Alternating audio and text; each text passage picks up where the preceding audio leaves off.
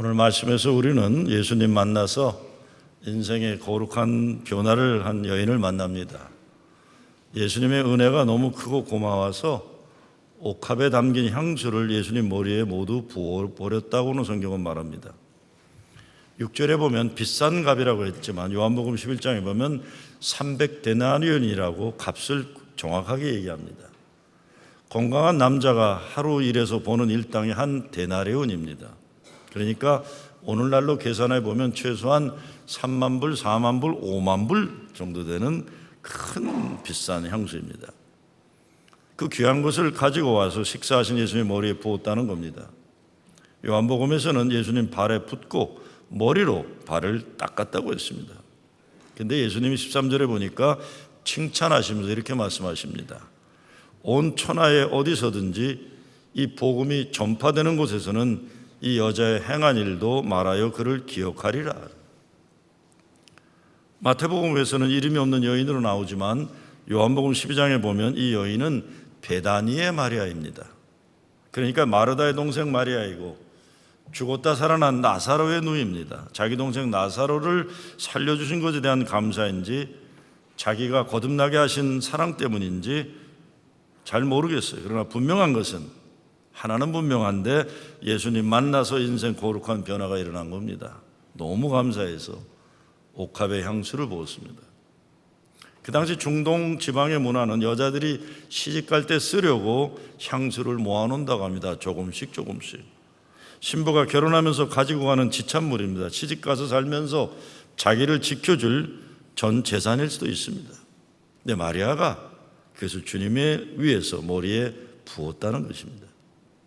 근데 8절 말씀에 보면 제자들이 분개했다고 했고 요한복음에서는 예수를 잡아 죽일 가룟 유다가 분개했다고 했어요. 제자들이 보고 이르되 무슨 의도로 이것을 허비하느냐? 이것을 비싼 값에 팔아 가난한 자들에게 줄 수 있었겠도다라는 겁니다. 무슨 의도냐는 것은 제자들은 마리아가 값비싼 향유를 예수님 머리에 부어둔 뜻을 이해할 수 없었다는 겁니다. 왜 허비하느냐는 것은 쓸데없는 곳에 낭비한다는 겁니다. 그리고 이것을 팔아 가난한 자들에게 줄 수 있었겠다고 말하는데 참 설득력 있는 비판입니다. 그런데 요한복음 12장 6절에 보면 이렇게 말하는 것이 가룟 유다입니다. 그래서 가룟 유다에 대해 성경은 이렇게 말하면 가난한 자들을 생각함이 아니요 그는 도둑이라 돈꾀를 맞고 거기 넣는 것을 훔쳐 가미로라고 말하고 있어요. 놀라운 건 예수님의 반응입니다. 10절에 보면 예수님은 제자들에게 왜 이 여자를 괴롭게 하느냐고 책망을 하세요. 예수님은 이 여인을 비판하는 제자들이 잘못하고 있다고 하시는 겁니다. 그러시면서 그가 예수님에게 좋은 일을 했다고 칭찬하십니다. 바로 이 사건 때문에 가룟 유다의 마음에 시험이 들어가기 시작했다고 성경은 말합니다. 예수님이 좋은 일을 했다고 하신 이유는 12절에서 보면 내 장래를 위하여 함이니라. 여기서 보면 남자 제자들과 이 여인의 예수님에 대한 마음의 자세의 큰 차이를 우리는 보게 됩니다. 26장 2절에 보면 바로 오늘 본문 바로 앞에 보면 예수님이 십자가에 못 박힐 것이라는 고난에 대한 말씀을 하고 계세요. 근데 정작 예수님을 진짜 잘 알아야 될 제자들은 예수님 고난을 생각하지 않아요. 예수님이 이제 이스라엘의 주권을 로마 제국으로도 회복하고 왕이 되면 오른쪽 앉고 왼쪽 앉아서 천하를 다스릴 생각에 부풀어서 고난과 십자가를 염두에 두고 있지 않은 겁니다. 근데 이 여인은 주님의 고난을 알고 있는 거예요. 왜? 지난주일 설교 말씀 나눴지만 이 여인은 마리아입니다. 예수님이 마리아는 좋은 몫을 하고 있다, 빼앗기지 않을 것이다 하신 말씀이 바로 이것입니다.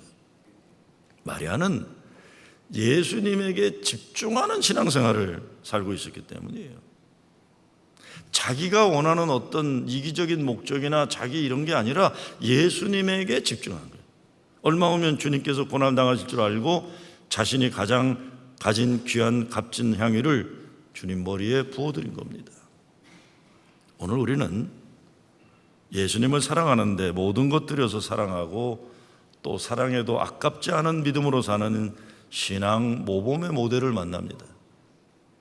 마태복음에서 제자들에 대한 이야기는 초대교회 지도자들이 자기 자신들이 가지고 있던 문제를 솔직하게 드러내는 말씀인 경우가 많아요. 그러니까 제자들이 이 여인과 자기 자신들과의 차이점을 적나라하게 보여주고 있는 것은 당시 초대교회 지도자들이 이런 못난 모습을 가지고 있었다, 정직하게 회개하는 것을 보여주고 있는 겁니다. 예수님 하나님 나라 운동이, 그렇죠? 하나님 나라 운동이 종교화되고 제도화되어 버릴 때 이런 일이 일어난다는 오늘의 교회에도 주는 경고인 겁니다. 마리아의 거룩한 낭비를 보면서 제자들이 분개했다는 것의 문제는 다른 것이 아닙니다. 교회 지도자들의 생각과 마음에서 예수님이 아닌 다른 것들이 더 중요하게 되어 버리면 교회의 존재 목적을 상실하게 된다는 경고입니다. 요한복음에서는 제자들이라는 집단보다 가룟 유다라는 인물이 분개했다고 했어요. 가룟 유다는 여러 성사학자들의 견해가 로마 제국주의부터 이스라엘의 주권의 회복을 꿈꾸면서 예수님에게 접촉했던 철저한 계획이 있었던 민족 해방가라고 얘기합니다. 그래서 예수님 뜻보다 민족 해방의 뜻이 앞선 인물이라는 거예요. 자기 뜻을 이루기 위해서 예수님을 이용하려고 했는데 이거 맥없이 십자가에 죽겠다고 하니까 예수님을 한번 흔들어 놓겠다 해갖고 은 30냥에 팔아넘긴 거예요. 그래서 팔아넘겼다고 학자들은 얘기합니다. 그런데 가장 악한 배신자가 되고 마는 겁니다. 마찬가지입니다. 가난한 자들을 위하면 더 좋지 않겠느냐고 말은 하지만 그 어떤 사회혁명과 민족해방운동가들도 예수의 고난과 죽음을 생각하며 자기의 귀한 것을 깨뜨릴 줄 아는 사랑의 헌신이 없으면, 구원의 감격이 없으면, 가난한 사람들을 위한다, 사회 정의를 위한다 명분을 내세우면서도 예수님이 시작하신 하나님 나라의 역사를 방해하는 인간들이 될 수 있다는 것입니다. 다시 말씀드리지만 마태복음은 누가복음이나 요한복음보다 이미 조직화된 교회의 역사 초기에 쓰여졌기 때문에 교권주의자들을 말한다 할 수 있어요. 교권주의자들도 교회를 지켜낸다는 명목 아래 칼자루를 함부로 휘둘러서 예수님 가르침과 거리가 멀어지는 위험이 있다는 스스로의 반성을 하고 있는 겁니다. 야, 우리가 그렇게 못됐었다는 거예요. 이들 종교 지도자들, 바리새인들이지, 민족혁명가들, 가룟 유다 같은 인간들이, 교권주의자들, 오늘 마태복음의 제자들이에요. 이들과 비교해서 예수님은 한 여인을 대조시키셔요. 그러면서 예수님이 원하시는 것은 자신에게 가장 귀한 것을 내어 드릴 수 있는 사랑임을 밝히고 계십니다. 예수님을 위해 뿌려지는 거룩한 낭비가 있는 사랑이에요. 종교 지도자들, 민족혁명가들, 교권주의자들 모두 자기 나름대로의 자기의 행위와 판단을 정당화할 수 있는 이론도 있고 힘이 있고 권력 있는 사람들. 그러나 이 여인은 말 한마디 없습니다. 그냥 옥합 향유를 주님 머리에 쏟아 부을 뿐입니다. 우리가 한 인생 살아가는데 주님을 위해 이렇게 쏟아붓는 거룩한 낭비가 있으면 이건 축복받은 인생이에요. 왜? 은혜를 아니까요. 때로 인생의 계산을 잘해야 할 때가 있습니다. 무책임하게 살면 안 되기 때문에. 그러나 그렇게 계산해서 돈도 잘 벌고 그렇다 하더라도 그 인생에서 진정 거룩한 낭비를 모른다면 잘못된 신앙생활을 하는 겁니다. 저는 목회를 하면서 교회가 제대로 강건하게 세워지기까지는 오늘 본문에 나오는 옥합 향유를 부은 옥합을 깬 여인과 같은 헌신하는 교인들이 없이는 불가능하다는 것을 많이 경험합니다. 며칠 전에 이 자리에서 내여견의 감독님이 와서 아시아 교회 리더들과 만나는 모임이 있었어요. 근데 제가 그날은 좀 중간쯤에 앉아 있었는데 중간쯤에 앉아 보니까 이 앞에서 설교할 땐 보지 못하던 것이 보여요. 그게 뭔가 봤더니 의자에 뭐가 붙어 있어요. 우리 정 목사님 보면 옆에 뭐 붙어 있는 거 보일 거예요. 보세요. 뭐가 보일 거라고요. 그게 뭐냐면 50여 년 전 위교회를 칠 때 이 의자가 그때 세워진 건데 그때 헌금한 교인들의 이름이에요. 헌금한 교인들이에요. 이제 우리 새 의자가 올 텐데 그래서 제가 부목사님 얘기했어요. 그거 다 떼어라. 떼어서 잘 간직하자 그랬어요. 잘 간직하자. 2025년도가 우리 한인회중 창립 50주년 되는데 이 동판들을 포함해서 지난 200여 년 프로징 제일교회를 가능케 한 교인들의 헌신의 기록들을 우리가 귀하게 간직해야겠다 생각했어요. 오늘 우리가 이렇게 예배당에서 예배 드릴 수 있는 것은 200 수십 년 전에 유럽에서 이민 와가지고 교회를 세운 우리보다 앞서 교회를 지킨 성도들의 헌신이 있었던 겁니다. 마찬가지로 오늘 우리의 헌신이 있어야 앞으로 50년, 100년 훗날 감사할 미래의 교인들이 있을 것입니다. 주님이 기억되기를 바란다고 하신 그 착한 아름다운 행위가 우리에게 예배당 안에는 물론 그동안 선교를 위해 뿌려진 모든 헌신도 다 주님은 기억하기를 원하신다고 저는 생각합니다. 제가 다음 주일 예배 후에 밤 비행기로 카자흐스탄을 갑니다. 원래 계획은 카자흐스탄 목회자들 세미나를 인도하고 작년에 불이 나가지고 무너진 카자흐스탄의 교회 헌당 예배를 드리려고 했는데 저에게 해가의 감독이 목사님 그러면 주일날까지 계시는 거냐 그래서 주일까지 못 있는다 그랬어요. 내가 스케줄이 바쁘니까 목요일이나 금요일날 가서 비행기 타고 갔다가 그냥 난 한국으로 들어가야 되겠다 그랬더니 목사님 그건 안 됩니다 그래요. 왜? 불타서 없어지는 줄 알았던 교회가 자기들 헌금만 가지고는 불가능해서 회복하기 어려웠는데 프로징 제일교회 교인들이 헌금을 보내주셔서 재건을 하게 된 것은 죽었던 것이 살아나는 부활의 증거라는 거예요. 그래서 목사님 헌당 예배는 꼭 주일날 드려야 됩니다 그래요. 왜? 주일은 부활의 날이에요. 그렇죠? 죽었던 것이 살아나는 예배당의 헌당 예배는 주일날 드려야만 됩니다. 저는 제가 갑이라고 생각해서 왜? 저는 돈을 주는 교회 아니에요. 그렇죠? 그리고 제가 해가의 감독이 아저씨라고 생각할 줄은 나이가 많아요. 그렇죠? 그러니까 모든 스케줄이 누구에 따라가야 돼요? 저 따라가야 돼요. 그게 내 생각이 그랬던 거예요. 한 대 얻어맞은 거예요. 목사님 불타다 재가 됐던 교회가 그 교회가 잘 안 됐대요. 교회가. 근데 불타가 타서 재가 돼버렸는데 교회가 건축을 재건을 다시 하니까 동네 사람들이 기뻐한대요. 무너진 게 세워지네. 동네 사람들이 가서 기도해 준대요. 목사님 헌당 예배는 내년 봄에 그러면 목사님 주일을 지킬 수 있을 때 교인들과 함께 와서 그때 축제 예배를 드리기 바랍니다. 내 스케줄에 따라 한 건 안 된다는 거예요. 여러분 우리 교회가 지난 40여 년 교회 내부는 말할 것 없고 미국은 물론 해외 선교를 통해 여러분이 보낸 헌금으로 잘 들으세요. 죽었던 거 살려낸 기적의 역사, 무너진 거 재건한 역사가 얼마나 많을까 생각하시기 바랍니다. 제가 김유민 목사가 이번 주에 떠나요. 저하고 같이 갑니다. 근데 카자흐스탄 가도 우리 교회 이름이 있고 우리 교회하고 건축했잖아요. 선교센터를. 그게 건물을 세운 게 아니에요. 저는 이번에 깨달았어요. 건물을 세운 게 아니에요. 죽어가던 사람들에게 소망을 주고 무너진 것을 재건하는 역사에 여러분이 쓰임받은 겁니다. 주님이 기억되기를 원하신다고 오늘 성경은 말씀하십니다. 이 여인은 예수님 때문에 인생이 변화된 사람입니다.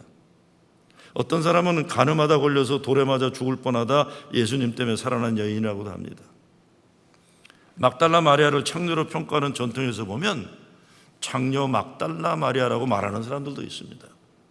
성경적으로 검증되지는 않은 설명들이지만 전통적으로 그렇게 생각하는 사람들이 있어요. 중요한 것은 이 여인은 인생이 뒤바뀐 거예요. 죽음의 길에서 생명의 길로 간 거예요. 버림받은 저주의 인생에서 하나님 사랑받는 축복의 인생으로 바뀐 거예요. 예수님 발 앞에 엎드려 눈물로 주님의 발을 닦는 인생이 된 겁니다. 예수님을 만나 인생의 놀라운 변화와 감격을 체험하고 있는 거예요. 자기 영혼의 구원을 얻었으니 옥합향수를 깰 수 있었던 겁니다. 앞서 말씀드렸지만 우리보다 앞선 신앙의 선배와 선조들은 물론 여러분도 여러분들의 귀한 옥합을 깨셨기 때문에 오늘 우리가 프로징 제일교회라는 교회에서 신앙생활을 할 수가 있는 것입니다. 그런데 그동안 교회를 위해 아낌없이 때로는 아프도록 헌금하시고 두고 후회하고 괜히 그랬다고 아까워하시는 분들 계실까요? 한번 손 들어보세요. 난 진짜 후회가 된다. 교회 헌금했던 거. 없으실 거예요. 없으실 거예요. 여러분 주님 앞에 갔을 때 남아있는 거는 옥합을 깬 그 마음은 주님 앞에 드릴 수 있을 겁니다. 근데 사람이 사는 어느 동네에나 이 여인의 이런 거룩한 낭비를 보면서 머리 빨리 돌리고 비판하는 사람이 있어요. 아름다움이라던가 거룩함이 존재하기 어려운 인생 사는 사람들이. 그런가 하면 이 여인 같은 존재는 하나님의 깊은 은혜 체험이 있어서 그의 삶은 평범한 사람 이해하기 어려운 사랑과 헌신의 비밀이 있는 겁니다. 은혜의 비밀이 있는 겁니다. 예수님 만나 인생이 변화된 사람들에게는 믿지 않는 사람들이 이해할 수 없는 내적인 감격과 은혜의 충만이 있습니다. 가끔 말씀드리지만 제가 잊지 못하는 권사님 한 분, 20대 초반에 북한에서 6.25 때 월남하셔서 남편 없이 자녀들을 키우셨다면서, 한 분은 장로교 목사님이 돼서 은퇴하셨고 한 분은 지금 아주 귀한 일을 하고 있고 영변에 핵발전소 만들 때 미국에서 갔던 시빌 엔지니어가 큰아드님이세요. 북한에. 근데 그분은 제가 무슨 모임 때마다 권사님 무슨 찬송 부를까요? 하면 꼭 목사님 다 아시면서 그래요. 그 찬송은 변함없이 구주를 생각만 해도 내 마음이 좋거든 주 얼굴 배울 때야 얼마나 좋게. 예수의 넓은 사랑을 어찌다 말하랴. 그 사랑 받은 사람만 그 사랑 알도다. 너무 감격과 감동의 복자 말로 할 수 없어 찬송으로만 대신하며 살아가신 권사님이세요. 바로 이와 같은 것을 우리는 그리스도를 아는 은혜의 비밀이라고 하는 겁니다. 예수의 넓은 사랑을 어찌다 말하랴. 그 사랑 받은 사람만 그 사랑 알도다. 여기 이 자리에 계신 여러분 가운데도 예수님의 사랑과 은혜 충만해서 주님 발 앞에 엎드러져 눈물을 흘렸던 사건들이 다 있을 겁니다. 여러분이 주님 발 앞에 무릎 꿇고 울었던 가장 귀한 거 내놨던 순간들이 있을 거예요. 그러니까 이 자리를 이렇게 예배의 자리를 지켜내시고 삼아하시는 겁니다. 예수 믿는 것은 예수를 사랑하는 거예요. 예수 사랑하는 것은 죄의 용서받음의 기쁨을 아는 겁니다. 어느 수도원에 예수님이 찾아오셨어요. 그동안 기도하면서 금욕생활하고 금식하면서 경건생활하던 수도사들이 너무나 기뻤어요. 주님이 오셨다고. 근데 갑자기 그 동네에서 나쁜 짓 많이 하기로 소문난 죄인이 예수님 오셨다는 소식 듣고 수도원을 찾아온 거예요. 그러고는 뛰어와서는 예수님 발 앞에 엎드려 회개하고 통회하며 자백하면서 예수님, 저는 평생 나쁜 짓만 하고 살았습니다. 저를 용서해 주세요 하고 우는 거예요. 근데 갑자기 한 수도사가 예수님과 이 죄인 사이를 가로막더니 너 이놈 나쁜 놈 여기가 어디라고 왔냐고 내쫓는 거예요. 그러니까 그 죄인은 결국은 울면서 수도원을 떠나갑니다. 그때 죄인을 내쫓은 그 수도사가 예수님에게 이렇게 부탁합니다. 주님, 제가 부탁이 있는데 제가 이 다음에 죽어서 갈 곳을 저 죄인이 갈 곳으로부터 멀리 떨어지게 하여 주시옵소서. 나는 저런 죄인들 가까이 가고 싶지 않습니다. 그때 예수님이 이렇게 말씀하십니다. 그래. 눈물로 자기의 죄를 회개한 죄인은 앞으로 하나님 아버지 계신 천국에 갈 거다. 그리고 너는 네 소원대로 그가 앞으로 갈 천국으로부터 멀리 떨어진 곳으로 가 있게 될 것이다. 윤리 도덕적으로 철저할 정도로 깨끗하게 사랑하는 사람들, 그것도 참 귀한 일이에요. 그렇죠? 그렇게 살기 쉽지 않아요. 바리새인들이 그랬어요. 인간적으로 그들이 훌륭하다는 걸 우리가 인정해야. 왜? 담배도 안 피고 술도 안 마시고 진짜 잘못도 안 하고 곁눈질도 안 하고 그냥 철저하게 바리새인처럼 사는 것도 이거 훌륭한 인간들이에요. 그런데 어떻게 된 일인지 성경에 보면 예수님을 가장 괴롭힌 인간들, 예수님을 결국 십자가로 죽음에 몰아넣은 것이 바로 율법을 잘 지키며 깨끗하게 살았다는 이들 종교인들이었다는 것. 이게 우리 고민해야 될 문제입니다. 누가복음에 보면 오늘 이 사건에 예수님이 이렇게 말씀하세요. 내가 네게 말하노니 저의 많은 죄가 사하여졌도다. 이는 저의 사랑함이 많음이라. 사함을 받은 일이 적은 자는 적게 사랑하느니라. 사도 바울은 예수님의 이 말씀을 가지고 뭐라고 합니까? 죄가 많은 곳에 은혜가 많다라고 말하는 거예요. 오늘 이야기는 은혜를 아는 사람들에게 나타나는 거룩한 사랑의 낭비 이야기입니다. 이 여인의 행위를 보고 화를 낸 사람들은 다 화낸 것을 합리화하고 정당화할 수 있는 실력 있는 사람들입니다. 명분도 있고요. 그러나 이 여인은 누구에게도 자기의 이야기를 할 수 있는 지식도 없고 자격도 없을 것이에요. 다만 이 여인은 예수님 만나기 전에 과거의 인생과 예수님 만나고 변화된 자기를 아는 사람이에요. 이거는 분명해요. 머리 잘 굴리고 자기 것 잘 챙기고 종교적으로 자기 흐름에 도취되어 있는 사람들 잘 사는 것 같지만 예수님이 보실 때 그건 아니라는 겁니다. 종교가 타락하면 자기 흐름에 빠져요. 신앙의 용서의 감격을 잃으면 남을 판단하고 정죄하는 일에 바쁘게 살게 돼요. 은혜의 감격을 상실한 종교인들을 죽은 신앙인들이라고 말하는 겁니다. 용서의 감사를 잃어버린 종교인 우리는 형식적 종교인이라고 얘기하는 거예요. 껍데기만 가진 거예요. 용서받은 뜨거운 눈물, 감격을 상실하면 사랑이 식어지는 거예요. 사랑이 식어지면서 믿음의 능력을 상실하게 되는 겁니다. 오늘 이 여인은 아마 그 동네에서 예수님 만나기 전에 숨어서 살던 사람인지 몰라요. 어쩌면 사람들이 여인을 보면서 자신들이 그 여인과 비교된 의로움과 깨끗함을 위로받으며 살았고, 더 나아가서는 모이기만 하면 그 여인의 죄를 들춰내는 재미로 살았을지도 몰라요. 세상 사람들의 잔인함은 최소한 본인들이 못됨을 알기나 해요.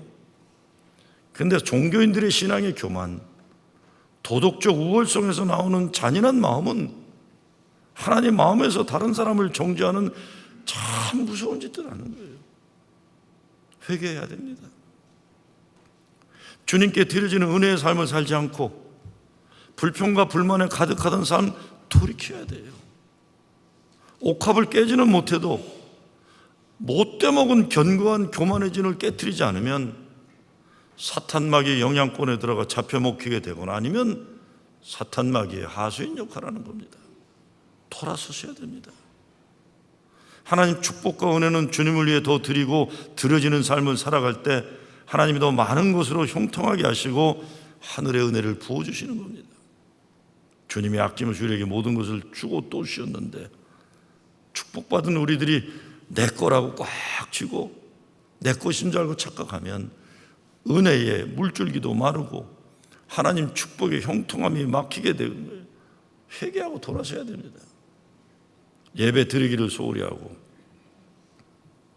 아니 어떻게 집사권자 장로들이 예배 주일 예배 성수하는 걸 그냥 적당히 소홀한 몰라도 그렇게 열심히 소홀할 수 있는가? 이번 주 목회해야다 그랬어요. 이거 왜 이러냐 그랬어요. 왜 이러냐? 하나님께 드리는 헌금 생활을 온전치 않게 하고 교회 헌신 열심히 사라지고 내 마음대로 생각대로 교만하게 신앙생활하는 것, 회개하지 않는 잘못된 신앙 이제 그만두셔야 돼요. 그거 계속 그러다가는 여러분 큰일 납니다. 큰일 나요. 뭐 2부 예배는 그런 분들 안 계시니까 내가 자신 있게 얘기하는 거예요. 시험 안 들 줄 알고. 어쩌려고들 그러세요. 어쩌려고들. 회개하고 주님 사랑과 은혜로 돌아와야만 돼요. 우리 믿음 생활에는 예수님 때문에 변화된 감격, 용서받은 감격이 있어야 합니다. 하나님의 은혜로 이 쓸데없는 자 왜 구속하여 주는지 난 알 수 없도다. 내가 믿고 또 의지함은 내 모든 형편 잘하는 주님 늘 돌보아 주실 것을 나는 확실히 아네. 용서받은 감사에서 나오는 사랑이 있어야 합니다. 그 감사함 때문에, 그 감격 때문에 헌신하는 거예요. 예수님 머리에 향수 옥합을 깨어 부은 이 여인의 심령은 은혜로 충만한 거예요. 그리고 향유 옥합을 깬 여인을 가룟 유다가 비난한 것처럼 주님의 일을 할 때 비난을 받을 때가 얼마나 많습니까? 특별히 교회 온 지 얼마 안 된 사람들 열심히 하면 교회 오래 다녔다는 사람들이 꼭 못된 짓 해요. 우리도 열심히 하는데 너는 왜 온 지도 얼마 안 돼서 열심히 하냐. 이거를 알을 못 낳으면서 남이 알 낳으면 쪼아다니는 장딱이라고 불러요. 그래서 그런 사람, 저 권사님 장딱이구나. 그러던데. 저 장로가 장딱이구나. 자기는 열매를 못 맺으면서 열매 맺는 사람 쫄아다니는 거예요. 우리 교회에 대한 서너 명 있어요. 아직도 있어요. 칭찬을 못할 줄 망정 비난을 하고. 그런데 여러분 이럴 때 더 열심히 해야 합니다. 이럴 때 더 열심히 해야 돼요. 그럼 못된 소리에 넘어가면 안 되는 겁니다. 예수님을 위해 옥합을 깨트린 여인도 제자들에게 비난을 받아요. 그러니 주님을 제대로 섬기다가 비난을 받는 것 두려워하면 안 됩니다. 사람의 말에 좌지우지당하지 말고 주님 칭찬만 들으시기 바랍니다. 교회에선 예수님의 기준 갖고 모든 거 봐야 돼요. 주님은 어떻게 생각하실까? 그분이 인정하시고 기뻐하시면 사람들이 뭐라고 그래도 무슨 상관이 있겠어요? 예수님 앞에 옥합을 깨뜨린 마리아는 사람들의 얘기를 귀 기울일 수, 왜? 그러면 살 수가 없어요. 그저 묵묵히 눈물로 주님의 발을 닦고 있는 거예요. 그때 주님께서 그 행위를 귀하게 보시고 그가 내게 좋은 일을 하였느니라 칭찬하시는 거예요. 그러면 됐죠. 저와 여러분이 주님 앞에 깨뜨려야 할 옥합이 무엇입니까? 여러분이 가지고 있는 옥합이 무엇입니까? 여러분이 가장 소중히 여기는 것이 옥합입니다. 근데 그것들을 내가 주님보다 더 사랑하고 있을 때가 얼마나 많아요. 그것 때문에 주님과 멀어지는 경우는 또 얼마나 많습니까? 어려울 때는 기도도 하고 열심히 신앙생활 하다가 물질의 축복을 주시면 신앙생활 소홀히 하면서 오히려 물질의 복이 신앙생활에 독이 되는 경우가 얼마나 많습니까? 내 실력으로 내가 잘나서 착각하고 교만하다가 무너지는 일이 얼마나 많아요. 하나님이 주신 좋은 은혜와 은사들 가지고 하나님 기쁨과 영광이 아니라 세상 것에 빠져가지고 교회생활 소홀히 하게 된 일이 얼마나 많습니까? 비극이에요. 불행이에요. 그런 옥합 깨어져야 합니다. 그런데 옥합을 열지 않거나 깨지 않으면 그 향수가 무슨 쓸모가 있습니까? 깨워야 쓰임받는 거예요. 옥합을 깨면 그 냄새가 사람을 향기롭게 하는 것만이 아니라 온 집안이 향기가 가득한 거예요. 그래서 사도 바울은 그리스도인들이 예수 그리스도의 향기라고 하는 겁니다. 그래서 여러분 때문에 주일날 교회만 하면 그냥 주차장부터 향기가 팍 나와야 돼요. 예배당에 들어오면 이 향수 냄새가 그냥 그리스도의 향수. 이상한 향수들 뿌리고 오지 마세요. 여러분 아주 주님의 향수, 주님의 향수.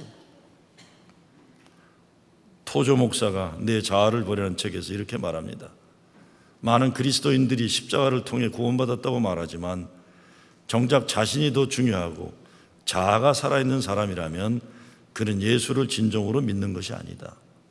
나 자신의 얽매여 있는 자아중심적인 삶에서 벗어나야 십자가와 부활을 통과하신 예수 그리스도와 하나가 될 수 있다. 예수를 믿는 것은 자아를 십자가에 못 박는 것이다.